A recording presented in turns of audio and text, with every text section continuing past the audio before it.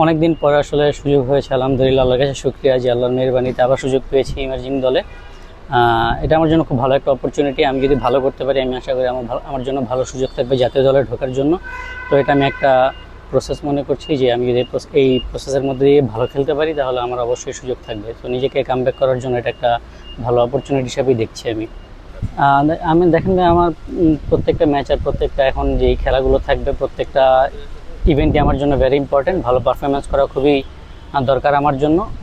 এত দূর নিয়ে ভাবছি না আমি আমি আপাতত এই ইমার্জিং সিরিজটা নিয়ে ভাবছি যে কীভাবে অ্যাজ এ টিম আমরা ভালো করতে পারি, আমি পার্সোনালি ভালো করতে পারি, টিমের জন্য ভালো পারফরমেন্স দিতে পারি, সেটা নিয়েই ভাবছি। বাইরে থাকা সবসময় কষ্টের, এটা আসলে আনন্দের কোনো বিষয় না। টিমের বাইরে ছিলাম অনেক দিন, এটা অনেক ডিফিকাল্ট একটা সময় ছিল। বাট সবসময় নিজেকে প্রিপেয়ার রাখার চেষ্টা করেছি, ভালো একটা প্রসেসের মধ্যে দিয়ে যাওয়ার চেষ্টা করেছি, কীভাবে ভালো ক্রিকেট খেলা যায়, কীভাবে ডেভেলপমেন্ট করা যায়, এই জিনিসগুলো নিয়ে কাজ করেছি এবং মেন্টালি কিছু জিনিস নিয়ে কাজ করেছি যাতে আমার গেম আরও ডেভেলপমেন্ট হয়।